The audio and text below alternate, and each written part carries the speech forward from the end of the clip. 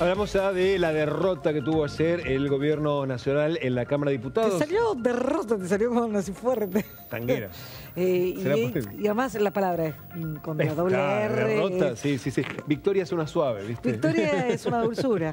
Pero después tuvo una victoria, exactamente.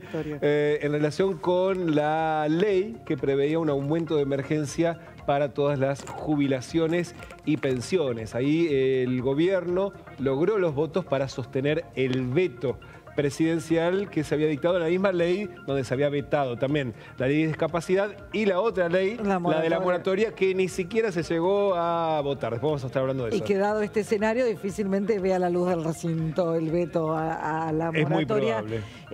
84 votos fueron lo que le permitieron al gobierno sostener el veto en el aumento jubilatorio, y hay que decir que es un empate el resultado de la sesión de ayer, que el gobierno hubiera firmado, digamos, está claro que tenía esta presunción, firma con los ojos cerrados elegir entre el costo fiscal de emergencia y discapacidad y el costo político que tiene.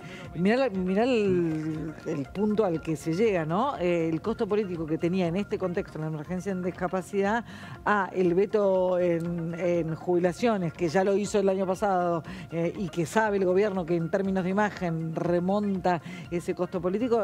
La ecuación ayer, tanto en términos económicos como políticos, salió bastante empatada. Este era el momento de la votación en la que el oficialismo conseguía sostener el veto del presidente.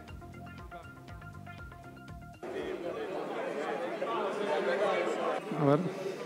El sentido del voto de esta presidencia es negativo. Por la Secretaría se dará lectura del resultado de la votación. Señor secretario. 160 votos afirmativos, 83 negativos, 6 abstenciones. Resulta negativo. Se comunicará al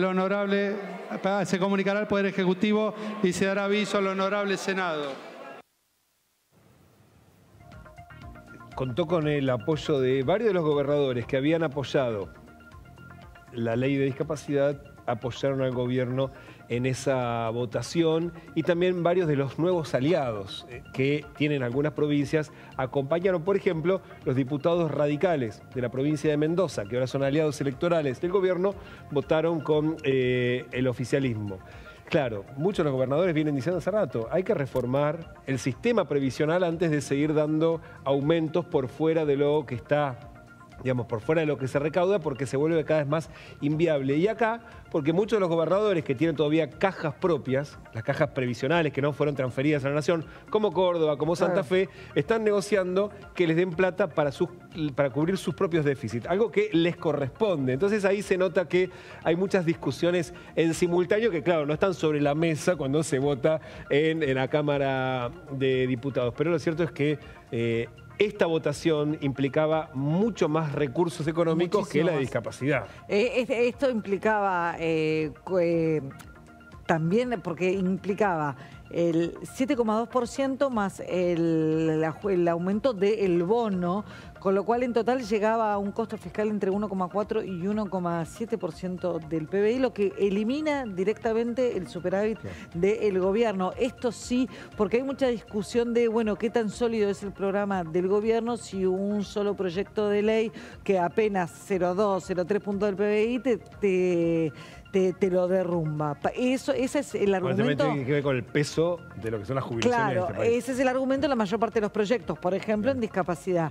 Ahora, cuando vamos al proyecto de jubilaciones, bueno, ahí sí, realmente este proyecto terminaba hundiendo el pilar de la gestión económica del gobierno, con todo lo injusto que eso es. Sí, claro, sí, porque nadie está diciendo que los jubilados se están llenando de plata y esto era para tirar manteca al techo. No, claramente no. Otro de los temas que ayer se votó fue uno de los dos proyectos, solo uno de los dos proyectos que impulsan los gobernadores, ya se sancionó porque tenía también la aprobación del Senado, que es la distribución del famoso fondo de los ATN, los fondos de los aportes del Tesoro Nacional, que es el 1% de la masa coparticipable de impuestos que lo retiene el gobierno el Ministerio del Interior, debe ser que hoy no existe más, no sé, la subsecretaría de Interior. Sí, dentro de Jefatura de Gabinete hay una Secretaría de Interior. Exactamente, sí. Que lo retiene el gobierno para atender emergencias de las provincias, pero lo que ocurre, no ahora, siempre, lo hizo también Macri, lo hizo Alberto, lo hizo Cristina, se quedan con la plata. No se reparte todo, se reparte poquito, discrecionalmente, y la plata queda en el Tesoro. Y parte del superávit hoy también se sostiene sin distribuir estos recursos, porque claro, es plata que podría ir a las provincias, pero queda en la cuenta nacional. Se aprobó, finalmente se sancionó, hubo una discusión técnica, jurídica, que lo más probable que llegue rápidamente a la Corte y es probable que esta ley nunca rija. ¿Por qué?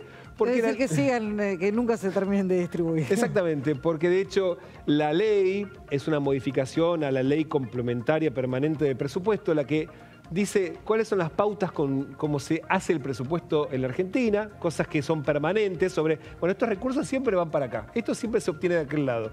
Y ahí se agregó una cláusula para que este dinero que se recauda vaya para las provincias distribuida por el criterio del porcentaje de la coparticipación. Pero lo cierto es que, y ayer se advirtió en el recinto, era una modificación encubierta de la ley de coparticipación, que es una ley muy particular que no se puede modificar sin antes un acuerdo explicitado entre todas las provincias y que si se modifica después tiene que ser aprobado por las legislaturas de todas las provincias. Para que se entienda claro, porque así me lo explicó a mí Damián, es una ley de rango superior. Sí, claro. Es una ley de rango superior, así de simple. No puede ser, así como hay leyes o hay situaciones en las que se necesitan mayorías calificadas, para esa ley se necesita. Para modificar esa ley se necesitan acuerdos especiales. Exactamente, y no estuvieron. Porque nunca se discutieron. Exactamente, no hubo un acuerdo con las provincias, fueron los gobernadores, pero claro, como proyecto de ley, y no está previsto que tenga, para que rija, aprobación de todas las legislaturas provinciales.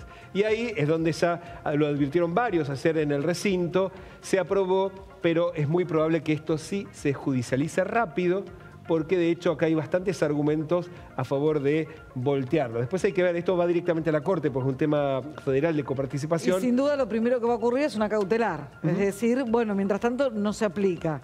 Puede ocurrir primero que la vete el presidente. Que la vete el presidente también puede ocurrir. También puede ocurrir. Y que después tenga que ir a la insistencia, pero la verdad es que ahí quedó una sensación rara. Claro, en el Senado, como fue una sesión también bastante cuestionada, esa sesión de la autoconvocatoria de la oposición, pasó de largo esta discusión técnica. También es cierto que en el Senado el oficialismo no tiene muchas voces demasiado hábiles para poder ver esas cosas. Bueno, en la Cámara de Diputados sí, y lo cierto es que ahí contó con el apoyo de López Murphy, que en estas cosas no las deja pasar, y explicitó la jugada, y ahí quedó bastante empantanada la discusión.